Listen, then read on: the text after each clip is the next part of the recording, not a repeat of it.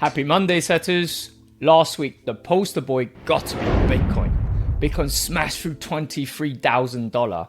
A lot of people ask me, is it the end of the bear market for cryptocurrency? The answer is yes, but I don't think cryptocurrency will go straight up or potentially won't smash through the all-time high. US stock market last week, S&P 500, Nasdaq had a pullback and strong buying on Friday. However, there is a weakness came from one major indice, which I'm going to show you in this video. Only members get to see the video first. You can join my private trading group in a simple condition. Subscribe to my YouTube channel, drop me a comment, then I'll add you there. You'll be able to see the full trading plan before anyone else. Many thanks. Okay, I'm going to start off with the S&P 500. So we are potentially breaking this resistance. If we are, then I will patiently wait until it stay above the 4,000 area. So the next pullback, next higher low to take it long. I'm not going to chase now. I missed this area here, so which is last Friday, but that's okay. I will wait for the next one up to take a trade on that, or wait for a 4-hour cycle. So let's have a look. 4 hours. Drop down to a 4 hours. Yeah, we are seeing it trying to break through, but you know, until we cleanly break through, it could be a fake out. You know, we haven't taken off this high yet, even though it has. It really needs to be staying above this area then for me to consider to take a long position. So really look for a good price action if I decided to go long. So it would be around the 3,900, 4,000 area. Has to stay above before I consider to take a long position on S&P 500. So today and tomorrow could be very interesting.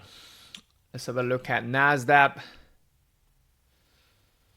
Nasdaq again is at resistance level. You can see the trend line haven't broken through. Ideally, even though you want to trade 4 hours, it needs to. You can see now potentially very, very interesting. Very strong buying on the 4-hour trend. You know what I like? You know, at the end of the trend and resistance, look at this. The biggest bar. What happened? Tang.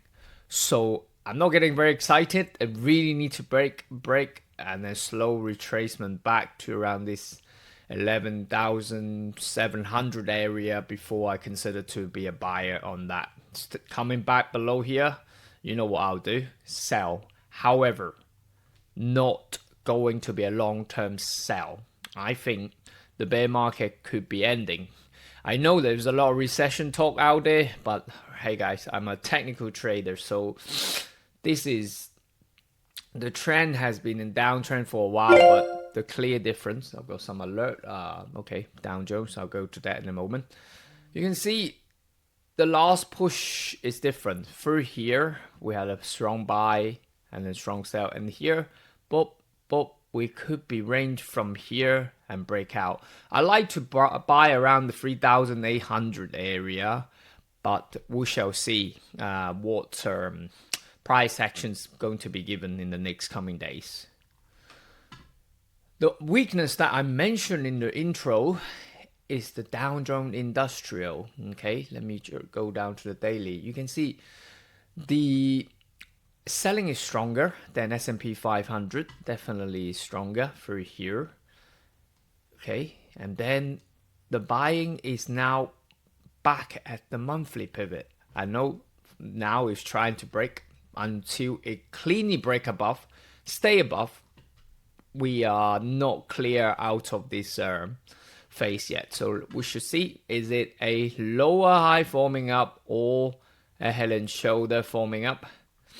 We shall see. So, but nevertheless, if it's going to drop lower, excellent. Anyway, I like to buy some of the stock around the 32,000 area on Dow Jones.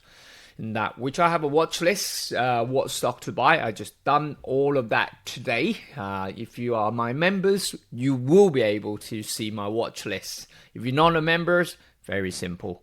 Drop me a message, subscribe to my YouTube channel, then I will add you to my private trading group. Okay, so my main focus are the stock indices. I have not much interest on the forex side because everything is led by the indice. You can see if it's a true move from the indice, we should see more selling from the dollar, but we are actually potentially having a double bottom at the moment around the 101 area. Could I buy? I could, but I probably will focus on the indice, either short the indice rather than buying the dollar. Just is I'm more a stock trader than forex. Doesn't mean I'm not going to trade it, but it has to present itself to a very clean level, which I think one of the pair that it potentially see on the pound dollar is due for retracement. We could have a double top, triple top. Let me just clear the daily pivot to show you a bit clearer. So around this 124 area is definitely, you can see some resistance here. So we could, have a pullback before we go. So 1.2 probably. So let's see. Smaller time frame, I'll already draw a level on pound. Could be aggressive, but let's see what the price action bring. Cleanly break this area, retest tomorrow, daily pivot around this area to sell it to around 1.2. So still in here, stop loss there, still good reward to risk 2 to 1 or so. Potentially on my list. The rest I don't really like, but I will use a few pair to see, say maybe Aussie to change the trend. So Aussie need to do something like, if I'm to sell the pound against the US dollar, I like to see Aussie go do like this. Yeah, break lower. And also Euro's not the cleanest and it is the strongest, but you can see potentially this area is a fake out.